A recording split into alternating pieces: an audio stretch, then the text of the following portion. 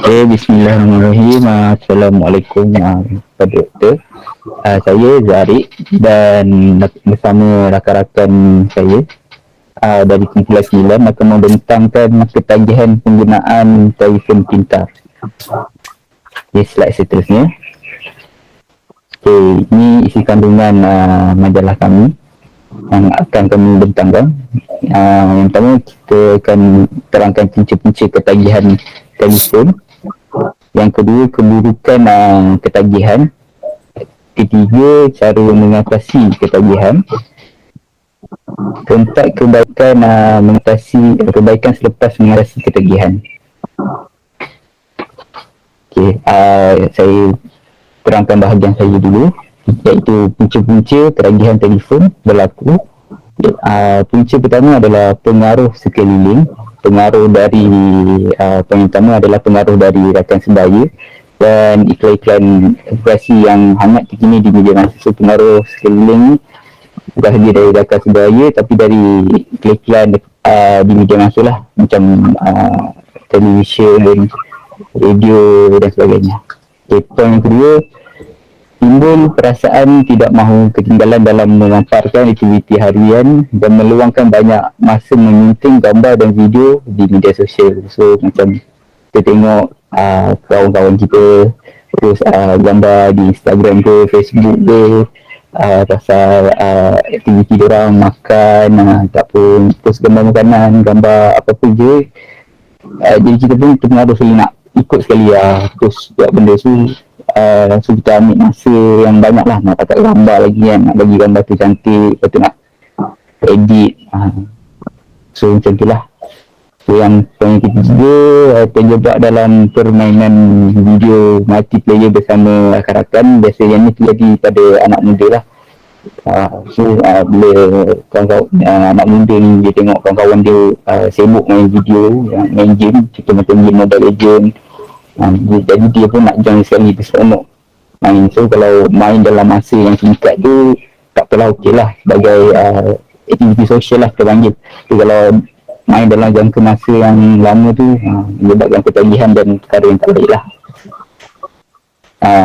Poin yang keempat dan yang terakhir iaitu terikut-ikut trend dan konten terkini yang baru. Betul, macam kita tengok trend-trend di TikTok kan, mari. So macam-macam fashion harian. So bila kita tengok ada satu trend menari tu, tapi lama-lama ramai lagi orang akan buat trend menari macam tu kan. So jadi pengaruh yang tak elok lah. Itu je dari saya. Saya akan serahkan kepada pembentang seterusnya. Okay, Assalamualaikum warahmatullahi wabarakatuh. Nama saya Muhammad Syamil bin Muhammad Azhar. Okey, saya akan menerangkan punca kedua ketagihan telefon berlaku.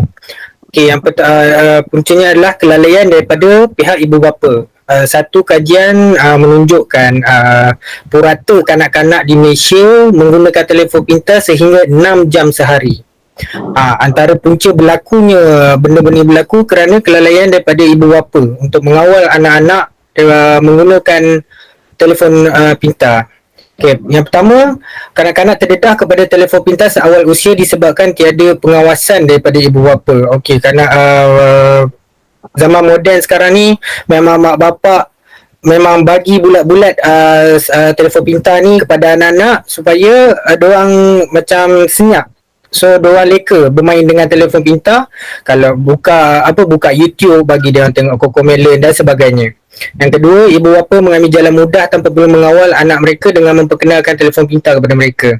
Okey, contoh ibu bapa bawa anak-anak pergi ke majlis-majlis, ke shopping kompleks. Mereka untuk mengelakkan anak-anak daripada membuat perkara yang seperti berlari-lari, menjerit-jerit. Ibu bapa ni memperkenalkan telefon pintar kepada anak diorang supaya mudah untuk diorang kawal anak diorang. Ketiganya, ibu bapa kurang meluangkan masa bersama anak kerana sibuk bekerja. Okey, sebelum ni kita tahu negara kita diserang COVID-19 dan timbulnya bekerja dari rumah. Okey, bila bekerja dari rumah ni memang ibu bapa 24 jam dengan anak-anak. So dengan sementara nak buat kerja tu, tak nak bagi anak-anak mereka kacau, diorang bagi telefon pintar kepada anak-anak supaya tak kacau diorang buat kerja. Yang keempat, ibu bapa yang tidak mengawal penggunaan telefon pintar sehingga mengganggu aktiviti seharian.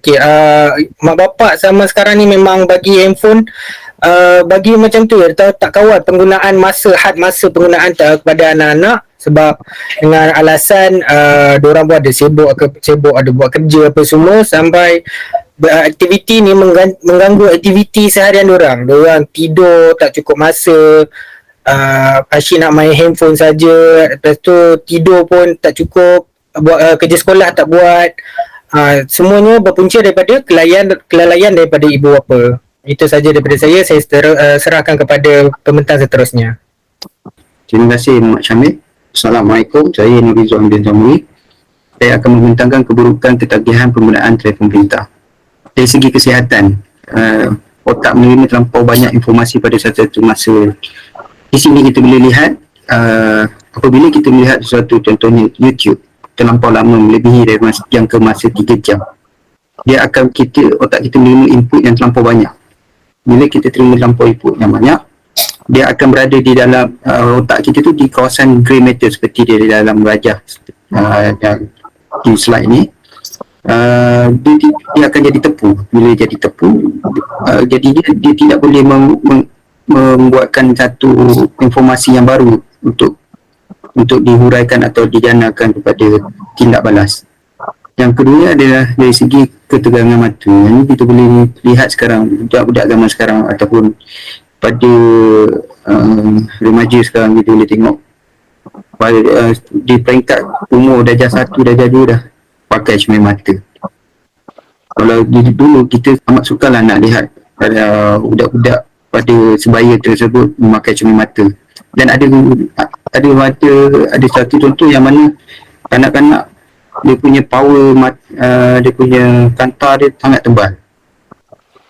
Okey, dari segi sosial, dia akan mengganggu pelajaran. Seperti mana kawan saya Muhammad Zari tadi ada terangkan berkaitan dengan fokus untuk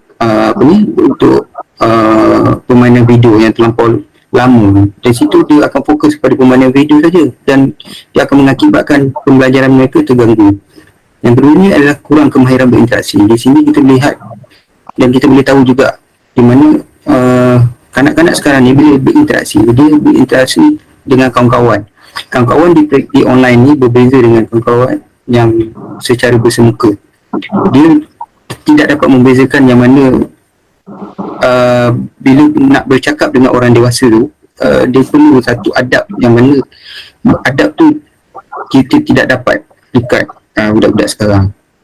Saya serahkan pada pembentang yang seterusnya. Assalamualaikum. Saya Farah Atika akan membentangkan tentang cara-cara mengatasi ketagihan telefon pintar. Ada dua pihak yang penting memainkan peranan mengatasi ketagihan telefon pintar ini. Yang pertama adalah individu itu sendiri. Tentunya pertama kita kena mengatakan masa penggunaan telefon pintar itu sendiri. Kita boleh set dekat telefon pintar kita dan supaya kita dapat tahu masa kita perlu daripada menggunakan telefon pintar. Yang kedua adalah membuat jadual had masa penggunaan seharian. Kita menghadkan dalam jadual tersebut contohnya 2 ke 3 jam untuk melayari internet ataupun media sosial dalam sehari. Yang ketiga adalah melakukan aktiviti lain atau hobi yang disukai untuk mengelakkan daripada hanya bermain telefon pintar dalam hari itu. Contohnya kita boleh membaca bahan bacaan fizikal seperti buku, novel, surat khabar dan sebagainya. Ataupun kita boleh mencuba hobi-hobi yang kita suka seperti berbasikal dan merancang. Yang kedua adalah ibu bapa. Ibu bapa penting dalam untuk mengawal penggunaan telefon pintar dalam kalangan anak-anak. Ibu bapa perlu kawal anak-anak supaya tidak terlalu leka bermain telefon pintar dalam seharian. Contohnya ibu bapa sama juga boleh buat jadual untuk anak-anak mereka supaya mereka lebih disiplin dalam menguruskan masa penggunaan telefon pintar. Yang kedua adalah ibu bapa perlu meluangkan lebih masa yang berkualiti dengan anak-anak supaya anak tak terlalu bosan dan lebih memilih untuk bermain telefon pintar. Yang ketiga adalah ibu bapa perlu lebih tegas dan perlu menerangkan tentang kemungkinan buruk yang mungkin berlaku kepada anak-anak mereka akibat terlalu sering menggunakan telefon pintar yang tidak terkawal, supaya mereka sedar keburukan yang mungkin akan menimpa mereka sekiranya bermain telefon pintar tanpa dikawal. Itu saja daripada saya. Saya akan serahkan kepada pembentang seterusnya.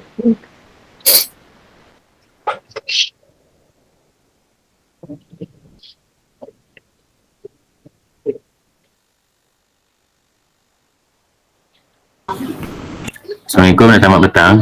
Saya Muhammad Adib Fikri B. Yunus akan membuat pembentangan tentang kebaikan mengatasi ketagihan handphone dari segi aspek mudah capaian. Dari segi individu, setelah individu itu mengalami perubahan ataupun disiplin dalam penggunaan handphone, seseorang itu tidak lagi keliru dalam mencari maklumat dalam internet. Jadi mereka dapat membezakanlah antara maklumat yang betul atau palsu. Individu yang sihat penggunaan handphone sukar untuk terpengaruh atau diganggu dengan notifikasi secara tiba-tiba lah atau pop-up.